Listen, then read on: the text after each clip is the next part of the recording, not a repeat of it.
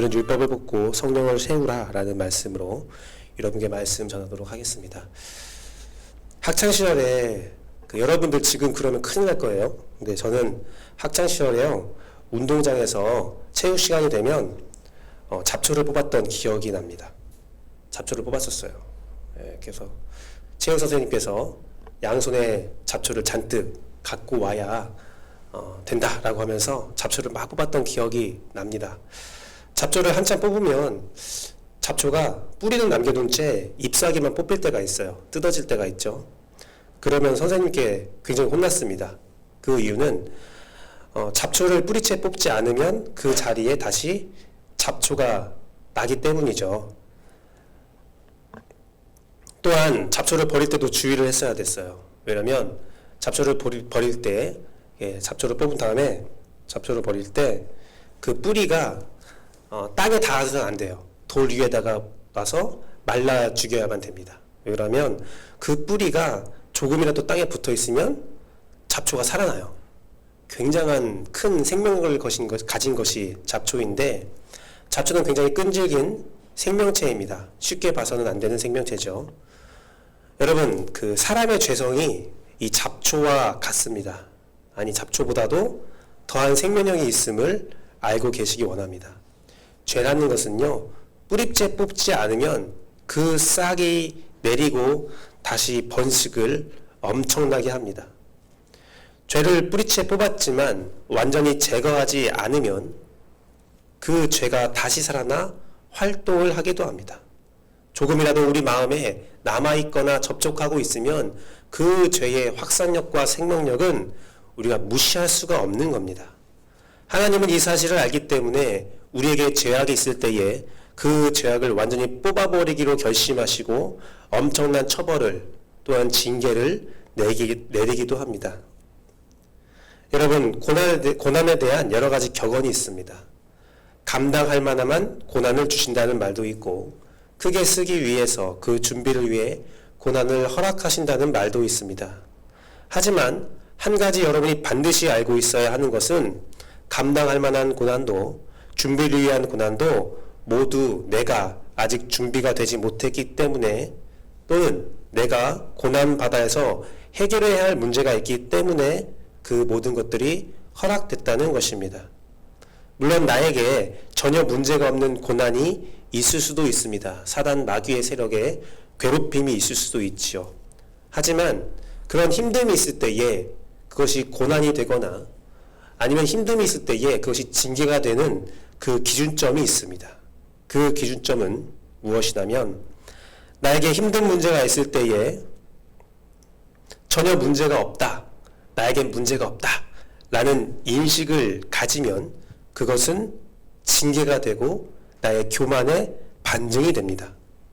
힘든 일이 있을 때 하나님께 나아가 문제를 풀면 그것은 고난이라 말할 수 있지만, 힘든 일이 있을 때 나를 포함한 다른 곳에서 문제를 풀어가면 그것은 뿌리 뽑아야 할 죄악이며 징계라고 볼 수 있습니다.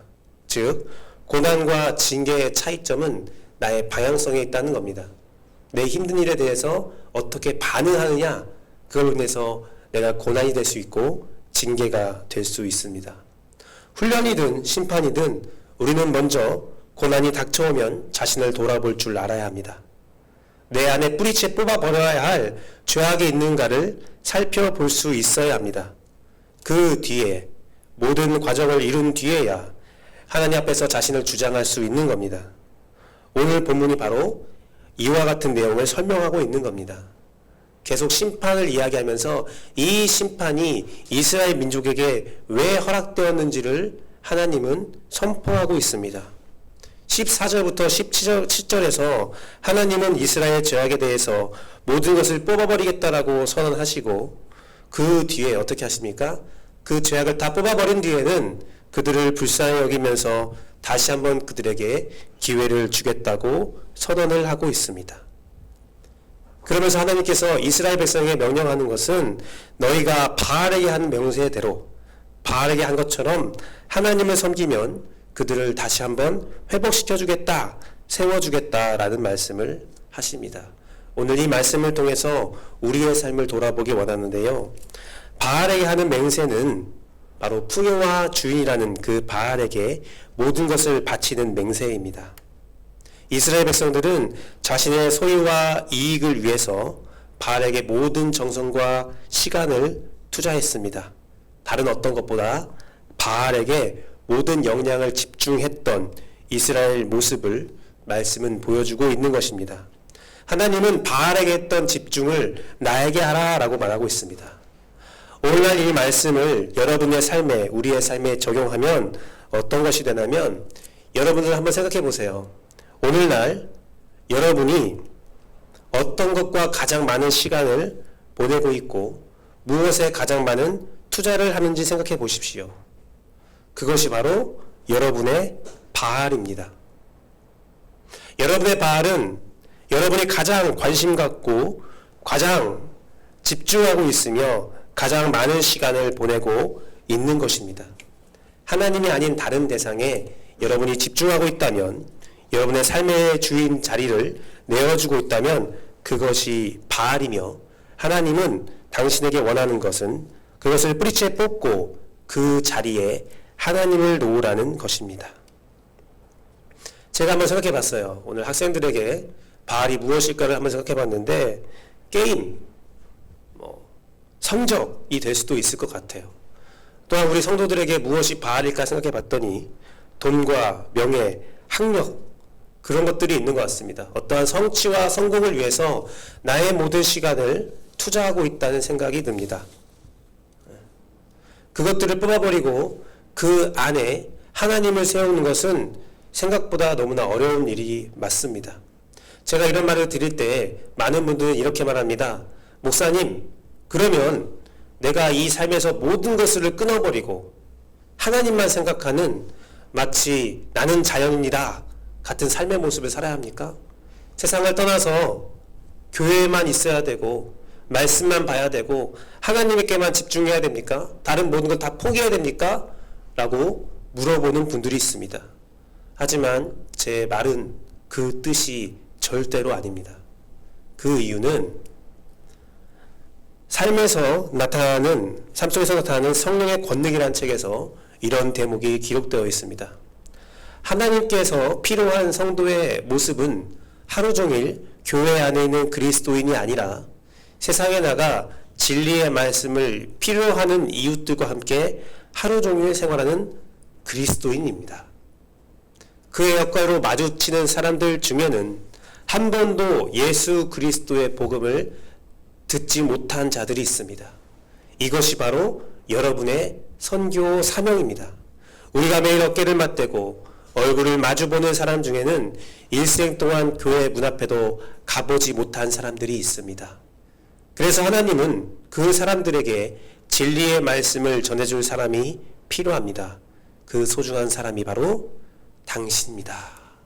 라는 말이 기록되어 있습니다.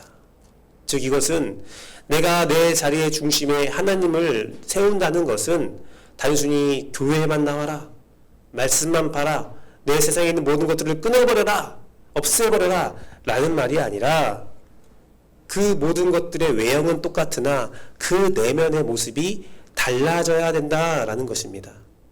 우리의 삶은 세상과 같아서는 안 됩니다. 세상과 우리의 삶이 같으면 우리가 하나님의 선교 사명을 잘 제대로 수행할 수 없겠지요. 그들과 함께 똑같은 모습으로 살아가지만 그들과는 다른 삶의 모습, 구별된 삶의 모습을 가져야 합니다. 우리는 구별된 삶의 모습을 가지기 위해 노력을 기울이는 필요가 있다는 겁니다. 그런데 우리가 그런 구별된 모습을 가지기 위해서 우리의 모습을 변화시킬 때에 가끔 헛된 것을 변화시키는 경우가 많이 있어요. 우리가 가진 것들을 변화시키려고 해요. 내가 가진 것들을 외형적인 모습을 변화시키려고 해요. 왜 그러냐면 그것이 좀 쉽기 때문이죠. 하지만 그것은 답이 아니에요. 쉽게 말하면 우리가 하고 있는 게임, 우리가 가진 물질, 우리가 추구하는 명예, 우리가 생각하는 학력이 세상과는 완전히 다른 형태가 아니라 완전히 같은 모습을 가지고 있지만 그것이 다른 가치와 다른 쓰임새를 가져야 한다는 겁니다. 내가 추구하는 것이 다른 모습의 모습이 아니에요. 같은 모습이지만 그것들을 다르게 사용해야 된다는 겁니다. 세상을 보면요, 어떻게 하냐면 물질과 게임과 학력과 명예와 돈과 모든 것들이 그것을 위해서 투자를 합니다. 그것이 목적입니다. 돈이 목적이에요. 쾌락이 목적이에요. 자기 자신에게 모든 목적이 집중되어 있습니다. 내가 행복한 것, 내가 즐거운 것에 집중되어 있지요. 하지만 우리들의 그것들을 가지는 이유는 그것이 목적이 아니라 그것이 도구가 되는 것입니다. 도구가 목적이 아니라 목적을 위해서 도구를 사용하는 것입니다. 그 도구를 사용하는 나를 변화시키는 것입니다. 내가 하는 게임과 내가 소유하고 있는 물질과 내가 가진 명예와 나의 모든 학력들이 그것이 자체가 목적이 되는 것이 아니라 그것을 통해서 어떠한 특별한 일들을 행하는 것이 돼야 된다는 거죠. 그 특별한 일은 무엇입니까? 바로 복음을 전파하는 것이고 하나님의 복음을 이 땅에 뿌리 내리는 것이고 또한 하나님의 뜻을 이 땅 가운데 실천해 나가는 것입니다. 하나님의 정의와 사랑과 공의를 이 땅 가운데 실천하는 것입니다. 이것을 위해서 하나님은 처음 우리에게 율법을 허락하셨습니다. 하지만 그 율법을 허락한 이유는 율법으로는 절대로 되어지지 않는다는 사실을 알려주고자 함이었습니다. 갈라디아서 2장 16절의 말씀을 보면 사람이 의롭게 되는 것은 율법의 행위로 말미암이 아니요 오직 예수 그리스도를 믿음으로 말미암은 줄 알았으므로 우리도 그리스도 예수를 믿나니 이는 우리가 율법의 행위로서가 아니라 그리스도를 믿음으로써 의롭다함을 얻으려 함이라. 율법의 행위로서는 의롭다함을 얻을 육체가 없느니라 라고 기록되어 있습니다. 율법으로 되지 않는다는 것을 알려주고 인간의 노력으로는 하나님의 역사를 성공으로 이끌지 못한 것을 알려줌으로써 예수 그리스도를 의지하여서 오직 성령님을 의지하여서 전에 있던 죄를 뽑아버리고 새로운 법으로 살아갈 준비를 시키기 위하여 율법을 허락하신 것이죠. 오늘은 오순절입니다. 오순절은 새 율법인 성령님을 허락한 날입니다. 오직 성령님만이 여러분을 인도하여 세상과 구별된 존재가 되도록 인도하십니다. 우리는 율법으로 완전하실 수 없지만 성령님은 여러분을 완전하게 변화시킬 수 있습니다.